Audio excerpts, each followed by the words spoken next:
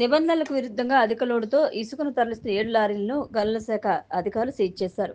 గనుల శాఖ అధికారులు, సాంకేతిక సిబ్బంది తూర్పుగోదావరి జిల్లాలోని రాజమహేంద్రవరం, కొవ్వూరు డివిజన్లోని పలుచోట్ల ఇసుక లారీను తనిఖీ చేశారు. ఈ సందర్భంగా 7 లారీల్లో అధిక లోడుతో ఇసుకను తరలిస్తున్నట్లు గుర్తించి సీజ్ చేశారు.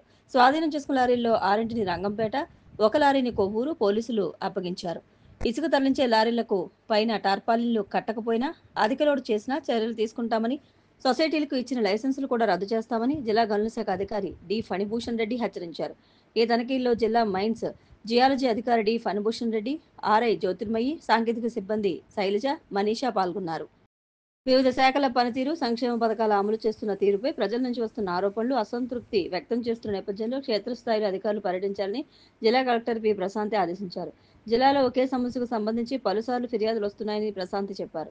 అమరావతి నుంచి రాష్ట్ర ప్రధాన కార్యదర్శి విజయహానం జిల్లా కలెక్టర్లతో నిర్వహించిన వీడియో కాన్ఫరెన్స్లో కలెక్టర్ పాల్గొన్నారు. ఈ సందర్భంగా కలెక్టర్ మాట్లాడుతూ, క్షేత్రస్థాయిలో అధికారులు పర్యటిస్తే ఇలాంటి సమస్యలు పరిష్కరించవచ్చన్నారు. సీజనల్ వ్యాధులు ప్రబలకుండా ముందస్తు చర్యలు తీసుకోవాలని సూచించారు. గ్రామ పంచాయతీలలో శానిటేషన్ డ్రైవ్ నిర్వహించాలని, 3వ శనివారం స్వచ్ఛాంధ్ర స్వచ్ఛ భారత్ కార్యక్రమంలో భాగంగా ఫ్రీ ప్లాస్టిక్ వినియోగంపై అవగాహన కల్పించడంపై దృష్టి పెట్టాలన్నారు. ప్రస్తుత రబీ సీజన్లో విత్తనాల పంపిణీ కోసం ఎటువంటి ఇబ్బందులు లేకుండా క్షేత్రస్థాయిలో తగిన చర్యలు తీసుకోవాలన్నారు. ఈ సమావేశంలో జిల్లా జాయింట్ కలెక్టర్ ఎస్ చిన్నరాముడు, సిపిఓఎల్ అప్పలకొండ, ఇతర అధికారులు పాల్గొన్నారు. రాష్ట్రంలో ప్రజల ఆకాంక్షలు, ఆలోచనలకు అనుగుణంగా కూటమి పాలన కొనసాగుతోందని ఎమ్మెల్యే ఆదిరెడ్డి శ్రీనివాస్ పేర్కొన్నారు. సుపరిపాలన తొలి అడుగు కార్యక్రమంలో భాగంగా నిన్న సాయంత్రం 3940 డివిజన్లో ఇంటింటికి వెళ్లి ప్రభుత్వ సంక్షేమ పథకాలు వివరించడంతో పాటు స్థానిక సమస్యలపై ఆరా తీశారు. ఈ సందర్భంగా వాసు మాట్లాడుతూ, కూటమి అధికారులకు వచ్చిన తర్వాత ప్రజలు చాలా ప్రశాంతంగా ఉన్నారని, సత్వరం సమస్యలు పరిష్కారం అవుతున్నాయన్నారు. త్వరలోనే మహిళలకు ఉచిత బస్సు ప్రయాణం ప్రారంభం కాబోతోందన్నారు.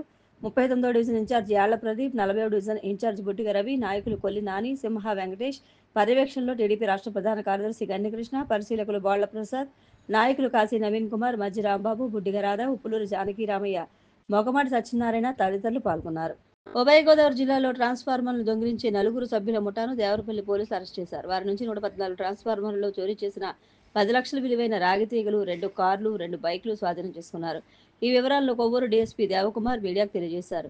పశ్చిమ గోదావరి జిల్లా వీరవాసరం మండలం రాయకుదురు గ్రామానికి చెందిన కడలి సతీష్, ఏలూరు జిల్లా కృత్తివెన్ను మండలం లక్ష్మీపురానికి చెందిన వేండ్రపు దుర్గా శ్రీనివాస్, అత్తిలి మండలం మంచిలి గ్రామానికి చెందిన బల్లా విజయరత్నం, భీమవరం మండలం దయ్యాలతిప్ప గ్రామానికి చెందిన ఏలూరి పోసయ్యలు ఒక ముఠాగా ఏర్పడి రాత్రి సమయాల్లో పొలాల్లోని ట్రాన్స్ఫార్మర్లను చోరీ చేసి దానిలోకి రాగిని విక్రయించేవారు. ఈ చోరీలపై పోలీసులకు ఫిర్యాదులు ఎక్కువ కావడంతో ప్రత్యేక పోలీసు బృందాన్ని ఏర్పాటు చేశారు. సాంకేతిక పరిజ్ఞానం, ఇతర విధానాలతో దేవరపల్లి గ్రామంలోని డైమండ్ జంక్షన్ వద్ద ఈ ముఠా సభ్యులను అరెస్ట్ చేసినట్లు డీఎస్పీ తెలిపారు. వారి నుంచి చోరీ సొత్తు కొనుగోలు చేసిన పావురాయిల కోటేశ్వరరావు అలియాస్ కోటేష్, సౌరపు భీమారావులను కూడా అరెస్ట్ చేసినట్లు తెలిపారు. ఈ ముఠా 2023లో ఉమ్మడి పశ్చిమ గోదావరి జిల్లాలో 53 ట్రాన్స్ఫార్మర్లు దొంగతనాలకు పాల్పడ్డారని, వారిని చేబ్రోలు పోలీసులు అరెస్ట్ చేశారని పేర్కొన్నారు. మీడియా సమావేశంలో దేవరపల్లి ఎస్ఐ వి సుబ్రహ్మణ్యం, క్రైమ్ పోలీసులు పాల్గొన్నారు.